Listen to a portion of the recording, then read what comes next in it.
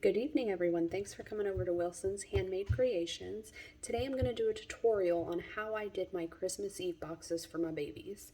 So let's get to it. All right, you guys. So I am in Silhouette right now. I am going to show you how to do this in Silhouette. I emailed this over to myself. So here's the email. I go into my emails, I click on each image, and it opens up an image here. You'll then download, okay? I have already done these images, so I'm not going to do them again, but that is your download button. Download each one of them. So click on each one and download each one, okay?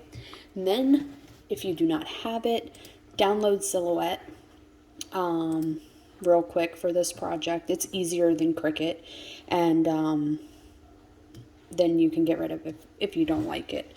So what you're going to do is you are going to click on the file to open it.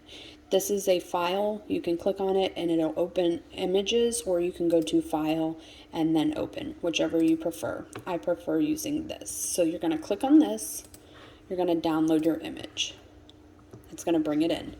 You're going to do all of your images. Pardon me. I only have 3 images, but there's a lot more. Once you have all 3 of them, you are going to make sure you're on the mouse, the blue mouse right here. Make sure you are on that. You're going to highlight your image, copy, and then you're going to come over and paste. You can paste them all on one page, so you don't have to open them. I'll show you again. Click on the image, right click, copy, and then come over to the one that already has them and paste them. Okay, I'm going to delete these real quick because I already have a file open with all 3 of them. Okay. Oh, that's an empty one. Okay, so here are all 3 of them. Now, the next step, you're going to come over to the left-hand side. On this side, you're going to hover over that square, which is your drawing tool. Then you will click on your drawing tool, whichever one you want to use. I like to use the square. Okay, and then let me delete this one because I had already did it and then realized that I was no longer filming. Okay, so I'm going to delete that square so I can show you guys exactly how I did this. Okay, so I'm going to hover over it, click on the square, and then I am just going to draw a square around it. Now, if it's not perfect, that's not a problem. You can adjust this square to fit the image more perfectly, okay? Now, what you need to do, I'm going to put my phone up against my cup, okay, because I need 2 hands, and I currently only have 1. Okay, so now what you're going to do is you're going to click on the main picture. You're going to hit shift, and then you're going to click on that red outline. Then you're going to come over to the right side of your page, and you're going to click on open the modify panel. Okay, you want to click on this square with the circle. This is your cropping area. Now that these are selected, you're going to hit crop. Okay, I'll show you again. You're going to click on that main image, hit shift, and then click on the red one. You will see the outline is highlighted, and then you can see the outline of the red is highlighted. You're going to come back over. It's already open because you opened it before, and you're going to hit crop. So again, the main image, shift, and then the little red box. You can let go of shift after you've hit both of them, and then you're going to crop. Okay, now that I've gotten that taken care of, I can go back to holding you guys. Okay, so I can get rid of this modifier, or you can leave it, whichever you choose. I'm going to get rid of it just so that you guys can see what I'm doing here. Okay, now I'm going to move all of these back over to my panel, or to my canvas, on here. Now, there is a red line here. Anything outside of that red line is not your printing area. Anything inside the... Mommy. Sorry about that, my son came in. As I was saying, there is a red line around this white page. Anything outside of that red line will not be printed. Anything inside that red line will get printed. So you want to make sure your images are within that line. So I am highlighting the Santa Express stamp. Currently it is 3.342 is my width, and my height is 1.980. It's highlighted. I want to bring this down to size because it is too big for my box. So what I'm going to do is up here in the top, there's a height. I'm not worried about, there is height and width up here. I'm sorry. I'm not worried about the height. I'm worried about the width. I am going to bring the stamp down to 2. So I'm going to change it to 2 and hit enter. Now that brought my stamp size down. I'm going to do the same thing for each of these. Okay. But instead of being 2, I want to bring them down to 1.5. So I'm going to highlight it, 1.5, hit enter. Same thing. 1.5, hit enter. Now all of my images are sized to fit and they're ready to go, okay? I know there's going to be multiple ones that you have to do, but this should give you guys enough of an idea of how to do them, okay? So there's probably, I think, 5 more or so that you're going to need to do this too, but this should give you an idea. Now your design is good, it's ready to go, but it's not. Since you are sublimating, you need to make sure you use the mirror image for everything you do. So you are going to click on each item. On the right hand side, you're going to go down to this little star thing. I don't know what it is, but it looks like a star to me, somewhat.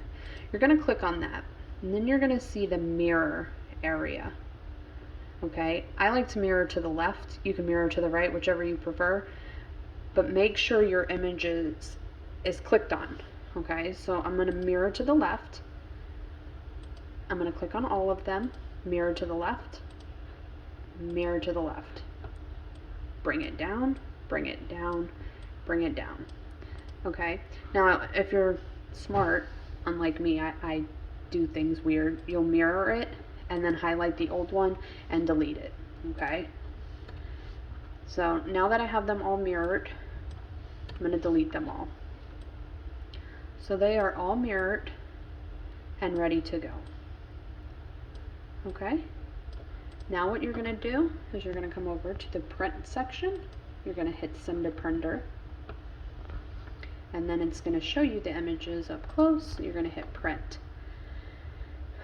I'm going to go to preference, and I'm going to change the quality of my print from standard to more settings, just because this is a preference of mine. You don't have to do this. You can do it however you want. So I'm more settings. I've turned the quality.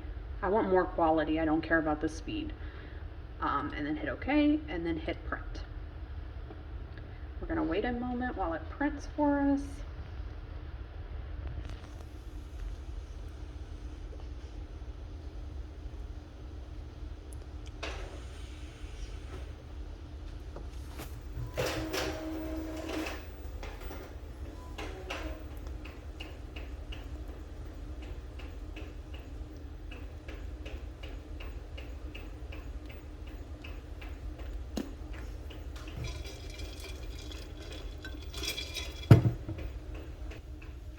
Okay, while it's printing, I'm going to close my computer because I don't need my computer anymore. And it glares up my glasses really bad for some reason. So now I'm going to flip you guys back around. So now it's printed. Okay. It is all printed and ready to go. Okay. I'm gonna put you guys right here, and I'm gonna show you this way that it's printed. Now, I have my camera turned around. It's facing me now, so it's backwards.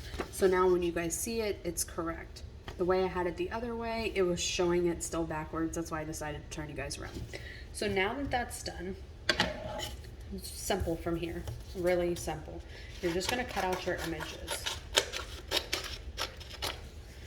Now,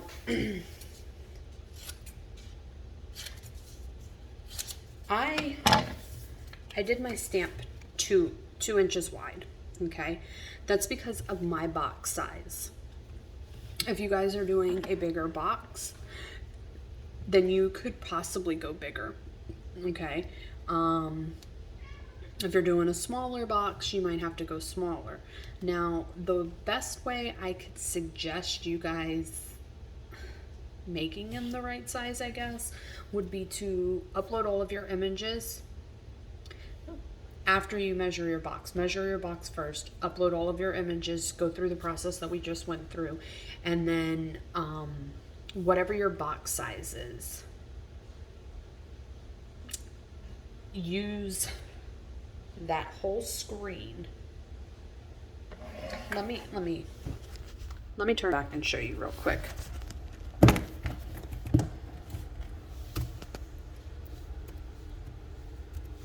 Sorry, I had to put in my password. Okay, so my suggestion is, this is a 12 by 12 sheet right here. This whole gray area is 12 by 12, okay? So let's say your box is 10 inches by 10 inches. Set up your design within that 10-inch box, okay? Set up your design at the full size after you cropped it. Hold on, I'll show you. Let me back up so this makes more sense. I'm sorry, I'm new to the whole tutorial thing. Okay, so we're right back to the start of cropping, okay? So I cropped everything. These are the sizes that it came out after I cropped it. So now you're working with a 10 by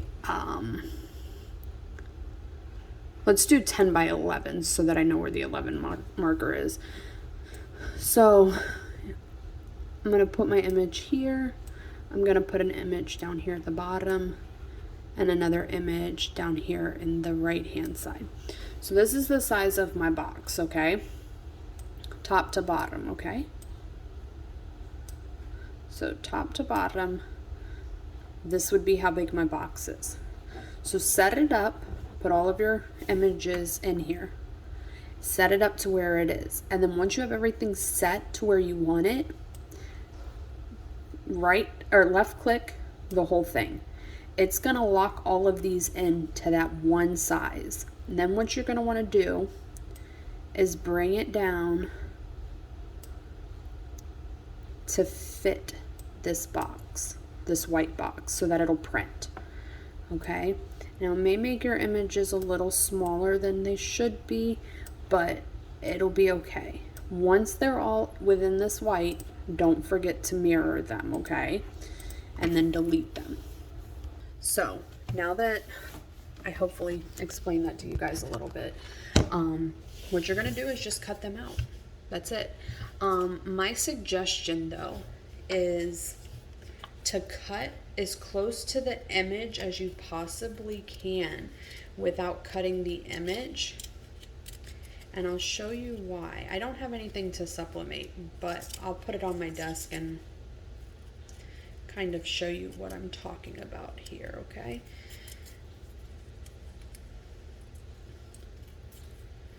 So, as you can see here, I cut as close to my image as possible without messing up my image, okay?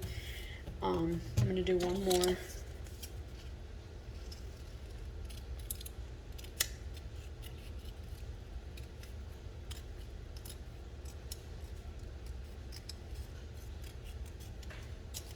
Just so you can get an understanding of it.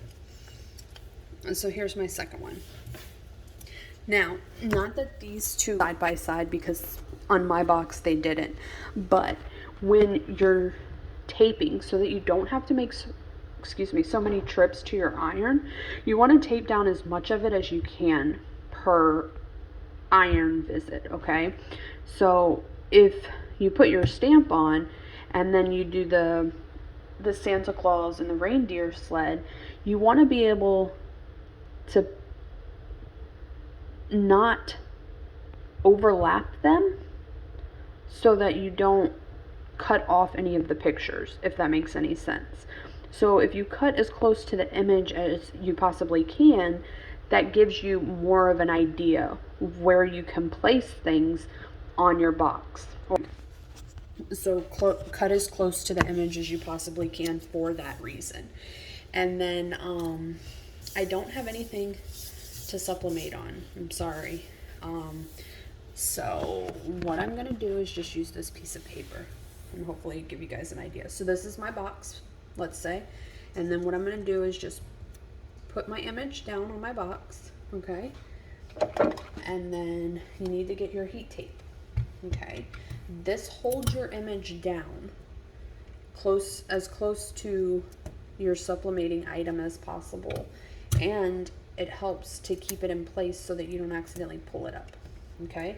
So you're going to tape it down. The more tape, the better, because the more secure it is and it's not going to move on you, okay?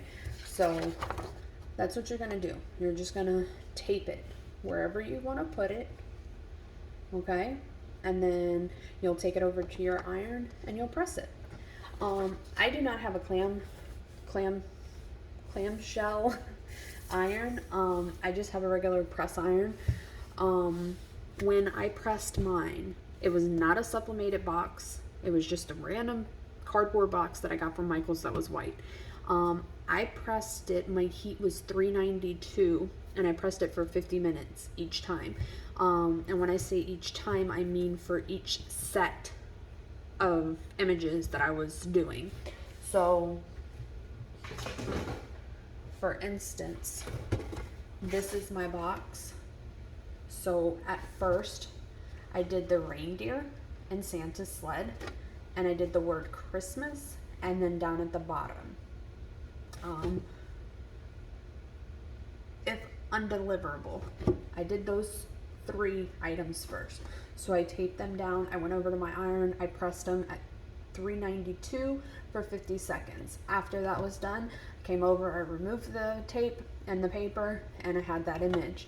Then I went in and I did the please send to, I did my stamp and my do not open, and I also did the North Pole Alaska sticker and the Reindeer Express sticker.